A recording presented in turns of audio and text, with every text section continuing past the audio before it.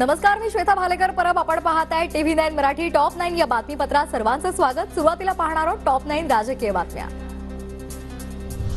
महाराष्ट्रातील 17 मोठे प्रकल्प जबरदस्ती गुजरातला नेले. वाटमारी आणि दरोडेखोरी सुरू. महाराष्ट्रातील पाणबुडी प्रकल्प गुजरातमध्ये नेल्याच्या चर्चेवरून राऊतांचा आरोप. सिंधुदुर्गमधला पाणबुडी प्रकल्प गेला, सुरतला आमचा डायमंडचा हिरे बाजार गेला. हे सरकार आल्यापासून 17 मोठे प्रकल्प गुजरातला जबरदस्तीनं खेचून घेऊन गेले. तर पाणबुडी प्रकल्प राज्याबाहेर जाणार नाही. खोट्या माहितीवर विश्वास ठेवू नये, मुख्यमंत्र्यांची ग्वाही.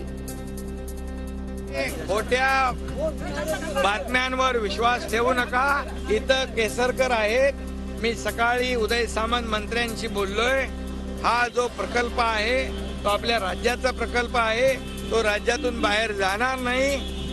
गुजरातला समृद्ध करून देश खिळखिळा करण्याचा डाव. महाराष्ट्रातील राजकारण्यांनी चुल्लूभर पाण्यात बुडून मरावं. वडेट्टीवारांची सत्ताधाऱ्यांवर टीका.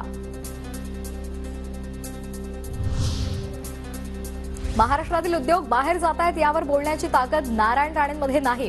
नारायण राणेंची मिमिक्री करत संजय राऊतांचा निशाणा. यांची तेवढी ताकद नाहीये ना. ते म्हणतात ना, मी 25 वर्ष शिवसेनेमध्ये होतो. ते 25 वर्ष शिवसेनेमध्ये होते. मग त्यांनी तो बाणा दाखवावा आणि सांगावा की महाराष्ट्रातला एक उद्योग बाहेर जाऊ देणार. बोला, हिम्मत. सिंधुदुर्गात येणारा पाणबुडी प्रकल्प गुजरातला जाणार नाही. माहिती न घेता विरोधक वैयक्तिक द्वेषामधून टीका करतायत. महायुती सरकार हा प्रकल्प पूर्ण करेल, नितेश राणे यांचा दावा. आणि सिंधुदुर्गात येणारा पाणबुडी प्रकल्प हा कुठेही गुजरातला जात नाहीये. आणि अपेक्षेप्रमाणे माहिती न घेता फक्त वैयक्तिक द्वेषापोटी आमचे विरोधक यावर भुंकण्याचं काम करतात. ठाण्यातील रेव पार्टीवर पोलिसांची कारवाई. 100 जण ताब्यात. घटनास्थळावरून बियर, सिगारेटसह गांजाची पाकिटं जप्त. पोलिसांचा घटनास्थळी पहारा. राज्य सरकारच रेव पार्टीमधून निर्माण झालंय. राज्यात गुजरातमधून अंमली पदार्थ येत आहेत. महाराष्ट्रातील ड्रग्ज रॅकेटमध्ये गुजरात कनेक्शन. खासदार संजय राऊतांचा निशाणा. रेव पार्टी कुणी सुरू केली हे राऊतांना चांगलंच माहिती. शिरसाटांचा पलटवार.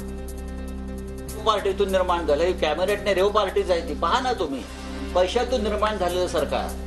अख्ख्या महाराष्ट्रात नशेचा व्यापार सुरू आहे. वारंवार बोलतोय, अख्ख्या महाराष्ट्रामध्ये गुजरातमधून ड्रग्ज या राज्यामध्ये येत आहे. मुख्यमंत्र्यांच्या ठाण्यामध्ये सर्वाधिक रेव पार्टी. तर उपमुख्यमंत्री झाल्यापासून फडणवीसांची गृह खात्यावरची पकड सैल. वडेट्टीवारांची शिंदे फडणवीसांवर टीका. खुलेआम झालाय. कुणाचंही गृह खात्याचं म्हणजे गृह खातं हे निष्क्रिय झाल्या परिस्थिती आता झालेली आहे. मला वाटतं की देवेंद्रजींची पकड जी 5 वर्ष होती ते उपमुख्यमंत्री झाल्यानंतर ती पकड काय लूज होत चालली काय. त्यांच्या काळात ड्रग्जवर कारवाई होत नव्हती. त्यांनी आता बोलू नये.